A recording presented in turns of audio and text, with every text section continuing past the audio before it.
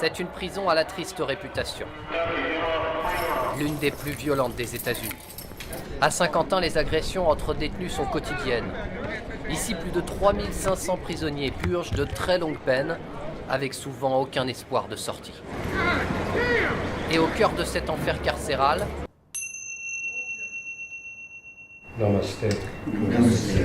ils tentent de trouver la paix intérieure. Une fois par semaine, ces 10 détenus font du yoga.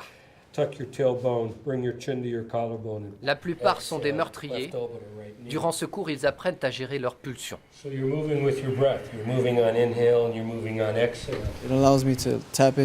me permet de mieux me contrôler intérieurement et de comprendre pourquoi j'ai agi comme ça dans le passé. Ça, c'est la position du guerrier. Votre corps est tendu, mais votre esprit est en paix.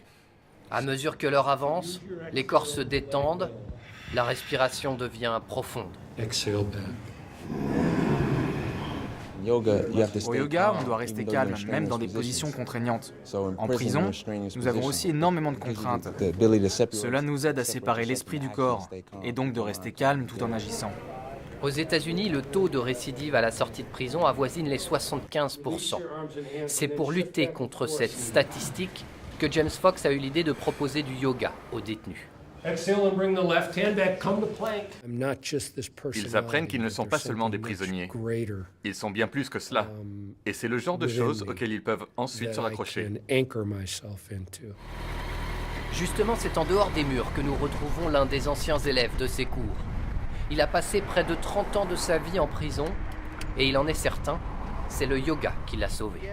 Je ne savais pas qui j'étais. Et puis j'ai commencé à faire du yoga en prison. J'ai pris des cours du soir de philosophie et cela m'a permis de retrouver mon amour-propre et de me rendre compte que j'étais quelqu'un de bien. Aujourd'hui, 350 professeurs de yoga proposent des cours aux détenus.